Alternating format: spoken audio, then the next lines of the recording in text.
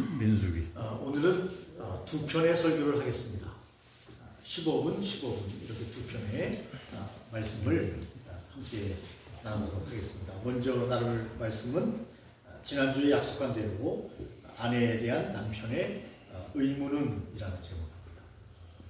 지난번에는 아내에 대해서, 이번 주는 남편에 대해서 이렇게 설명합니다.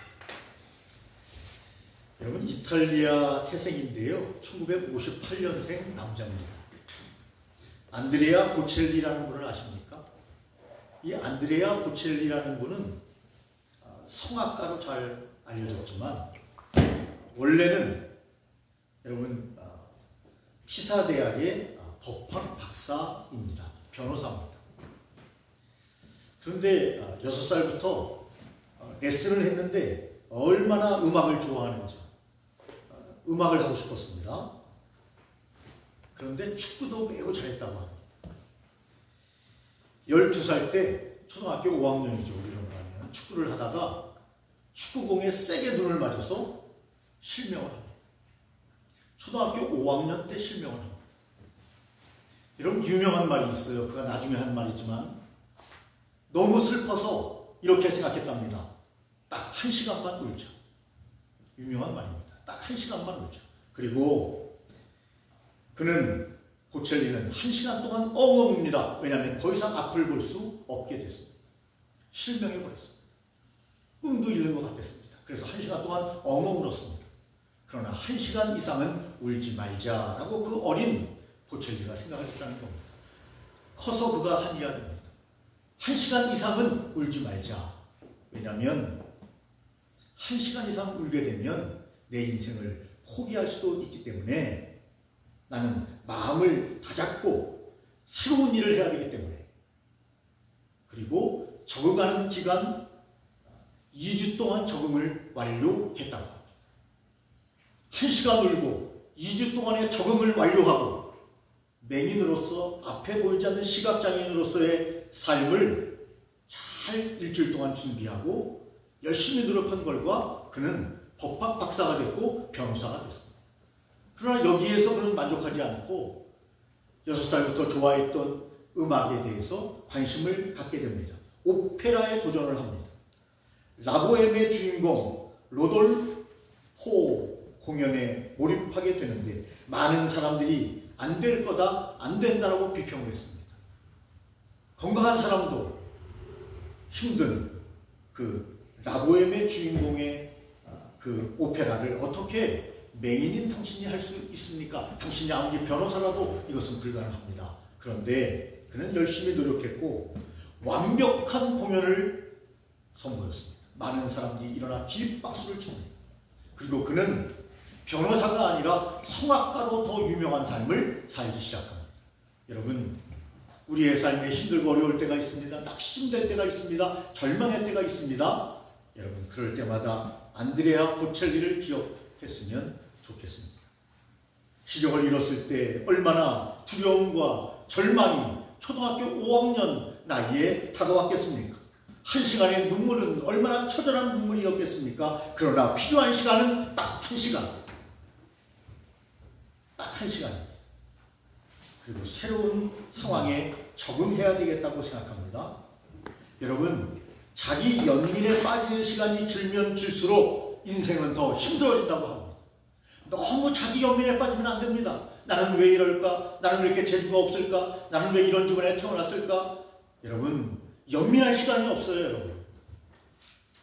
장님이 된 안드레아 보첼리도 딱 1시간만 울었다고 합니다.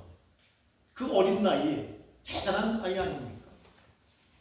여러분, 저와 여러분들은 예수님을 믿는 사람입니다. 어려움이 옵니다. 낙심이 옵니다. 절망이 옵니다. 여러분, 딱 1시간만 울기 바랍니다.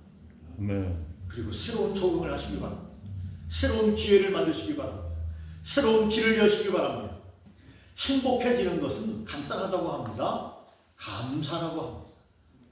행복해지는 것, 여러분, 제가 여러 번 말씀드렸지만 외부의 어떤 조건에 있지 않습니다. 감사에 있습니다. 감사하면 행복해집니다. 여러분, 우리가 설거지론 뭐 이런 거 들어보셨죠? 일을 하다 보면, 일을 많이 하다 보면 실수도 있다는 거죠. 어떤 실수요? 접시를 깨기도 한다. 여러분, 일하지 않고 설거지하지 않는 사람이 접시 깨는 거 맞습니까? 일하는 사람이 접시를 깨는 겁니다. 설거지하는 사람이 접시를 깨는 겁니다.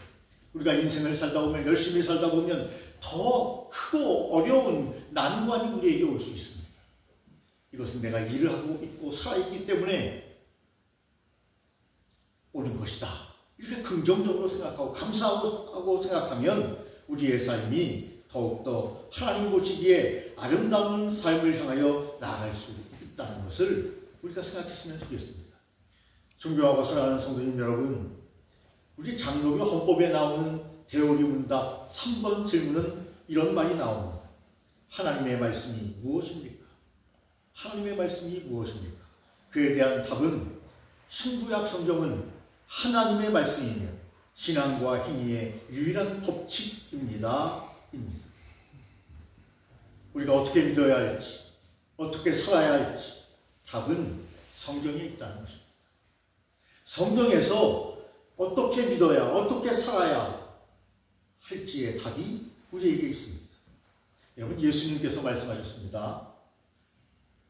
하나님의 말씀을 듣고도 행하지 않으면 그 집은 모래 위에 세운 집과 같다. 비가 내리고 바람이 불고 창수가 나면 무너질 수밖에 없다. 하지만 반석 위에 세운 집은 하나님의 말씀을 듣고 행하는 사람의 삶이다. 결코 무너지지 않는다. 누구 말씀입니까? 예수님의 말씀입니다. 하나님의 말씀입니다. 그러므로 여러분, 하나님의 말씀을 듣고 행하면 우리의 삶이 더욱더 하나님 보시기에 아름다운 삶이 된다고 성경은 우리에게 말씀하고 있습니다. 또 이런 말씀도 있습니다. 악인의 집에는 여호와의 저주가 있거니와 의인의 집에는 복이 있느니라. 여러분, 하나님을 믿는 의인의 집에는 복이 있다. 그러나 하나님을 믿지 않는 악인의 집에는 여호와의 저주가 있다. 이렇게 성경이 말하고 있습니다. 여러분, 저와 여러분들이 복이 있으려면 저와 여러분들이 달라져야 합니다. 더욱더 믿음의 삶을 결단해야 합니다. 여러분, 칼이 중요한 게 아닙니다. 그 칼을 누가 사용하느냐가 중요합니다. 그 칼을 누가 사용하느냐, 가정도 마찬가지입니다. 가정 자체가 중요한 것이 아닙니다. 저와 여러분들이 어떻게 가정을 홈 스위트 홈으로 만들어 가느냐 하는 것이 중요합니다.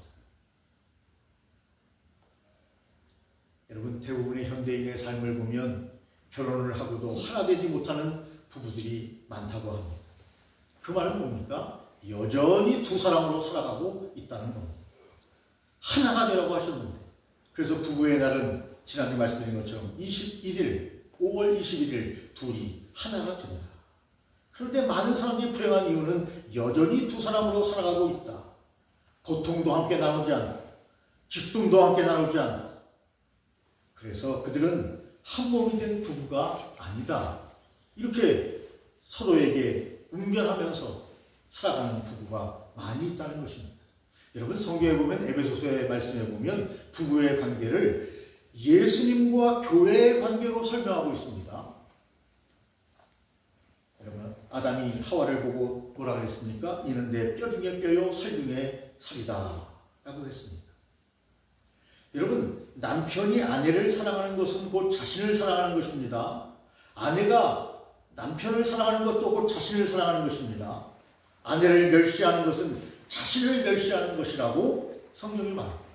아내를 사랑하는 것은 자신을 사랑하는 것이고, 아내를 멸시하는 것은 자신을 멸시하는 것이다. 그래서 여러분이 에베소서 5장 25절 말씀은 이렇게 말합니다. 남편들에게 이렇게 명합니다. 남편들아, 아내 사랑하기를 그리스도께서, 예수님께서 교회를 사랑하시고 그 교회를 위하여 자신을 주심같이 하라. 예수님이 십자가에 못 박힘으로 교회가 생겼습니다. 구원의 길이 열렸습니다. 영생의 길이 열렸습니다. 그와 같이 남편들은 아내를 사랑해라. 이렇게 에베소서 5장 25절에 우리에게 하나님께서 말씀하고 있습니다. 예수님은 교회를 위해서 자신의 생명을 주셨습니다. 저와 여러분들을 위해서, 저와 여러분들이 교회입니다. 교회는 유형의 교회와 무형의 교회가 있습니다. 진정한 교회는 저와 여러분들입니다. 건물이 아닙니다. 저와 여러분들인 교회를 위해서 예수님은 자신의 생명을 내놓았습니다. 사랑은 받는 게 아닙니다. 사랑은 주는 거라고 성경이 말합니다. 우리는 사랑을 받는 거라고 생각해서 누가 나를 사랑해 주지 않는가? 오늘 나를 사랑해 줄 사람이 있는가? 라고 여러분 핸드폰을 보면서 기다립니다. 누가 나를 불러서 사랑을 줄까? 나를 행복하게 해줄까? 여러분, 그러나 성경은 사랑은 받는 것이 아니라 주는 것이다. 유행가에도 그런 게 있어요. 여러분. 성경에 기초한 것입니다. 사랑은 받는 것이 아니라 주는 거라면서. 주는 거라면서. 네? 정확한 곡은 잘 기억이 안 나지만 어쨌든 가사가 그렇습니다. 하나님께서 우리를 사랑하셔서 예수님을 주셨듯이 남편은 아내에게 사랑을 생명처럼 주는 것이다. 이것이 가정에서 남편이 해야 될 사랑이다. 이렇게 성경이 우리에게 말씀하고 있습니다. 여러분, 가정은 하나님께서 세우셨습니다. 그리고 이 가정은 천국의 모델로 말씀하셨습니다. 여러분, 가정이 행복해야 천국에서의 삶이 더 행복할 수 있습니다. 왜냐하면 미리 예행 연습을 많이 했기 때문입니다. 여러분, 가족이 지옥이 되지 않으려면 정말 우리가 가정을 말씀대로 반석 위에 잘 세우도록 노력해야 합니다. 부부는 서로 사랑하고 존경해야 합니다. 자녀는 부모를 공경해야 합니다. 부모는 자녀를 말씀대로 양육해야 합니다. 이렇게 말씀대로 살면 우리의 가정이 절대로 하나님 보시기에 아름다운 가정으로 나아갈 수 있다고 성경은 우리에게 말씀합니다. 그러므로 여러분, 아내에 대한 남편의 의무는 무엇입니까? 오늘 잠언서 5장 18절에 있는 것처럼 젊어서 취한 아내를 즐거워하는 것입니다. 젊어서 취한 아내를 즐거워하라. 또한 20절에 오늘 본문의 말씀처럼 이방 여자를 앉지 말아야 한다. 이렇게 말씀합니다. 내 아들아 어찌하여 음녀를 연모하겠으며 어찌하여 이방 계집의 가슴을 안겠느냐. 여러분, 아내를 더욱더 즐거워하고 사랑해야 하며 이방 여자를 여러분 마음에 두지 말아야 합니다. 성경은 분명히 말합니다. 잠언서 5장 19절에는 한 아내를 사랑하라고 이야기합니다. 그러면 사랑스러운 암사슴 같고 아름다운 암노루 같으니 너는 그의 품을 항상 족하게 여기며 그의 사랑을 항상 연모하라. 여러분, 한 아내를 사랑하라고 성경은 우리에게 말씀하고 있습니다. 그러면서 히브리서의 말씀에 보니까 서로 결혼을 귀히 여겨야 된다. 그랬습니다. 모든 사람은 결혼을 귀히 여기고 침소를 더럽히지 않게 하라. 음행하는 자들과 간음하는 자들을 하나님이 심판하시리라. 이렇게 말했습니다. 그러면서 여러분, 창세기에 보면 아내를 말씀드린 것처럼 아담은 뼈 중에 뼈로 귀히 여겨야 한다고 여러분 고백하고 있습니다. 아담이 이르되 있는데 뼈 중에 뼈, 살 중에 살이라. 이것을 남자에게서 취하였은즉 여자가 부르리라 하니라. 이렇게 성경이 말씀하고 있습니다. 말씀드린 것처럼 둘이 한 몸을 이루어야 합니다. 몸만 하나가 되는 것이 아니라 마음과 정신과 모든 일들을 함께 나눠야 합니다. 어려움을 함께 극복해야 합니다. 힘든 일을 함께 극복해야 합니다. 좋은 일을 함께 나눠야 합니다. 그러므로 남자가 부모를 떠나 그의 아내와 합하여 둘이 한 몸을 이룰지로다. 여러분, 장가보낸 아들이 있습니까? 네, 너무 마음 많이 두지 마시기 바랍니다. 이미 여러분 성경은 그것을 공포하고 있습니다. 아내와 합하라 그랬습니다. 그러므로 당연히 여러분 부모님들은 자녀가 결혼하면 떠나보내야 합니다. 떠나보내야 합니다. 물론 내 아들이 아닌 것은 아닙니다. 그러나 관심을 적당히 두라는 것입니다. 이제는 두 부부가 여러분 인생의 행진을 계속해야 하기 때문입니다. 여러분, 아내는 남편에게 복이 된다고 잠언서에 말씀하고 있습니다. 아내를 얻는 자는 복을 얻고 여호와께 은총을 받는 자니라 그랬습니다. 여러분, 남편들이여 아내가 있습니까? 그 자체가 복이 된다고 말씀하고 있습니다. 그리고 남편들은 여러분 예수 그리스도의 법 안에서 매임받았다고 이야기합니다. 여러분, 남편은 아내에게 매인받았어요. 매인받았어요. 그러므로 여러분, 오늘 우리 남편들이 하나님 앞에서 우리 가정에서 아내에게 어떠한 태도를 가지고 살아야 되는가에 대해서 함께 상고했습니다. 국민일보 이번 주에 나온 앙케이트 조사를 보니까 목사님들에게 물어봤습니다. 이혼이 가능합니까? 58%가 예, 이혼은 가능합니다 라고 대답했습니다. 젊은 목사님들이 주로 그렇게 대답을 많이 했습니다. 여러분, 어쩔 수 없이 이혼해야 되는 시대에 우리가 살아가고 있습니다. 그러나 여러분, 다시 아름다운 가정을 꾸리기 위해서 노력하고 기도하고 믿음 안에서 정진해야 합니다. 그래야 하나님께서 또 그 가정을 통해서 회복하고 우리도 회복되고 또 가정이 회복되고 우리의 삶이 회복됨으로 말미암아 이런 모든 것들이 더 귀하고 아름다운 삶을 향해서 나가게 됩니다. 저와 여러분들이 물론 결혼은 반드시 해야 되는 것은 아닙니다. 그러나 여러분, 성인이 되면 결혼을 해야 많은 유혹에서 자유로울 수 있다고 성경은 우리에게 말씀하고 있습니다. 선택은 기도하며 내가 합니다. 그러나 여러분, 그 선택에 대해서 책임도 내가 잘 지면서 우리의 인생을 하나님 앞에서 귀하고 아름답게 살아가는 저와 여러분이 다 되시기를 예수님의 이름으로 축원합니다. 하나님 앞에